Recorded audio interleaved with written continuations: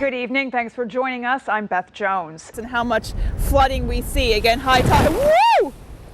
Oh, I've been waiting for that all morning. All morning. Good times. Tonight, hours and hours after these early morning fires broke out, you can actually still smell smoke in the air. Just starting off with the basic step here. 1, 2, 3, 5, 6.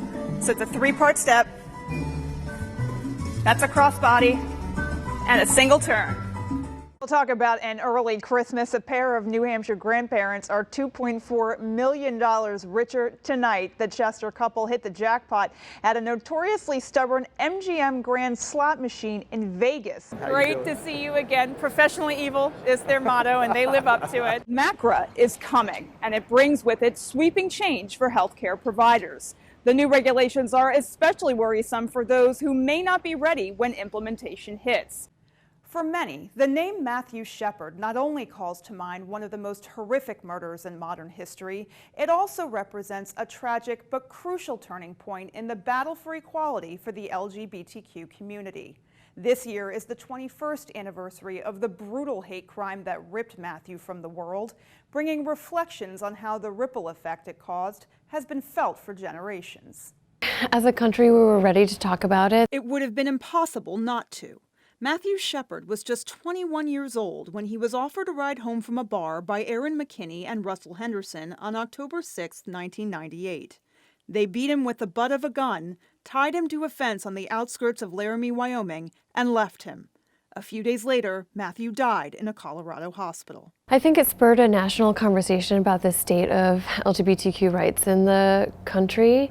I think when Matthew Shepard was murdered, marriage equality was very slowly passing state by state, and now it's the law of the land. So we see these huge cultural shifts over the 20 years since he's passed. UVM senior Seth Wade was just 4 years old growing up in rural Illinois when Shepard was murdered, but came to know Matthew's story later when Wade realized he was also gay. He says Shepard's fate was a scar on his own psyche.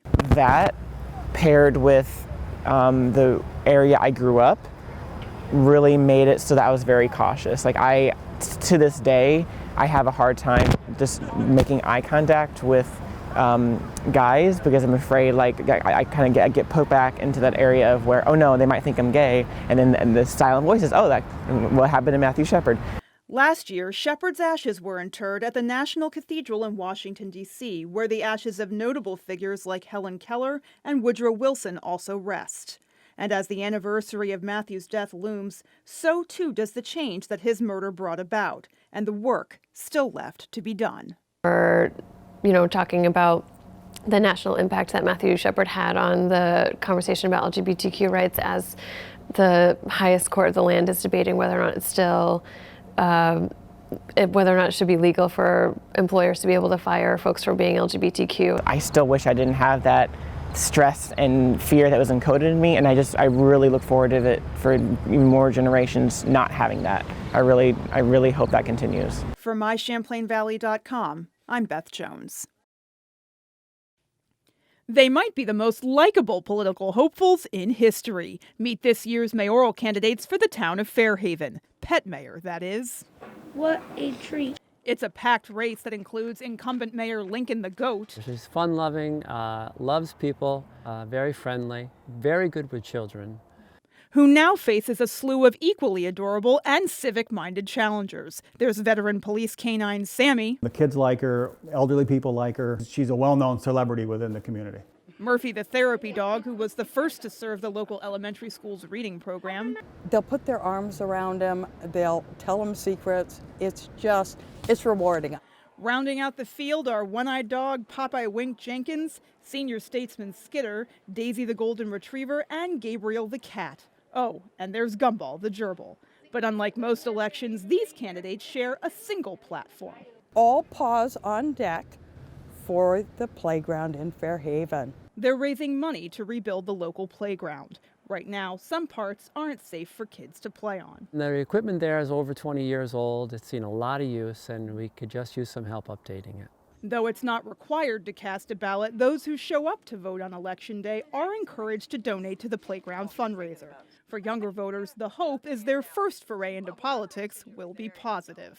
So it's an exercise in democracy and voting, and that kids' votes do make a difference. So if they have a favorite candidate, they can vote for that candidate and have a voice in who's going to be the leader of their community. I think it's great to have the kids involved. I hope they march into the meeting place with their ballots, make a big parade out of it. And whether Lincoln wins a second term or a new mayor emerges, it's all about reaching their goal. No partisan bickering or mudslinging. Just a lot of good fun. The way campaigning should be. Pet Mayor Election Day is less than a month away on March 3rd. The town has a GoFundMe page, and all the proceeds will go to the Playground project. They've raised about $10,000 so far, so they've got a ways to go towards their $80,000 goal. You can find that link on our website. For MyChamplainValley.com, I'm Beth Jones. We're here at HIM 17 talking to Kevin Johnson, CEO of Secure Ideas. Great to see you again. Professionally evil is their motto, and they live up to it. So much going on in the world of cybersecurity, as always. Yep. But this year, man, the healthcare sector, what a rough year they've had. Yeah, and it's getting worse. Right. It's just going to continue. The bad guys have realized that healthcare has data they want, they have systems they want access to, and they have weaker protections than most of the other verticals. You're right, it's a cautionary tale right now.